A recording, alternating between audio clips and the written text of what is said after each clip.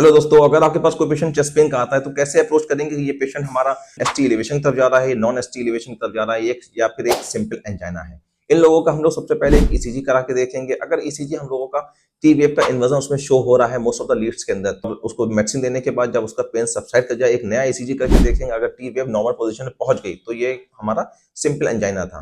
अब देखेंगे हम लोगों को सिर्फ एसटी सेगमेंट देखना है कि वो एलिवेट करा हुआ है या फिर डिप्रेस करा हुआ है। अगर वो एलिवेट करा हुआ है तो हम लोगों को इसका कार्डियक मार्कर भी हम लोगों को करा के देखना है।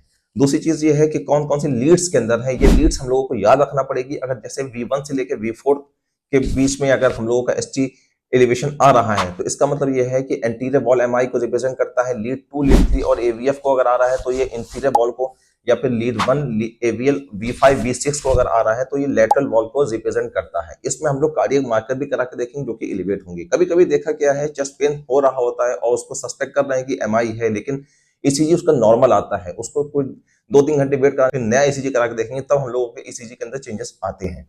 दूसरी चीज ये है, कभी कभी चेस्ट पेन लेकर पेशेंट अगर आ रहा है या फिर डिस्निया लेकर आ रहा है तो एसटी सेगमेंट है वो डिप्रेस करा हुआ है और टी वेव का इन्वर्जन भी उसके अंदर आ रहा है, तो ये होता है नॉन एसटी ईएमआई। इसको नॉन क्यू वेव एमआई भी बोलते हैं। ये सब इंडोकार्डियल इन्फार्क्शन कहलाता है। तो बहुत ज्यादा ये सीवियर नहीं होता, लेकिन कभी कभी ये प्रोग्रेस कर रहा होता है हमारा एसटी एलिवेशन एमआई के अंदर। तो हम लोग इसके अंदर भी हम लोडिंग डोज दे देंगे। इकोस्प्रिन हो गया, क्लोपिट्रोकिल हो गया और डिस्प्रिन की टैबलेट हो गई, नाइट्रेट्स दे देंगे। बीपी अगर हाई है तो बीपी की दवा दे देंगे इसके अंदर।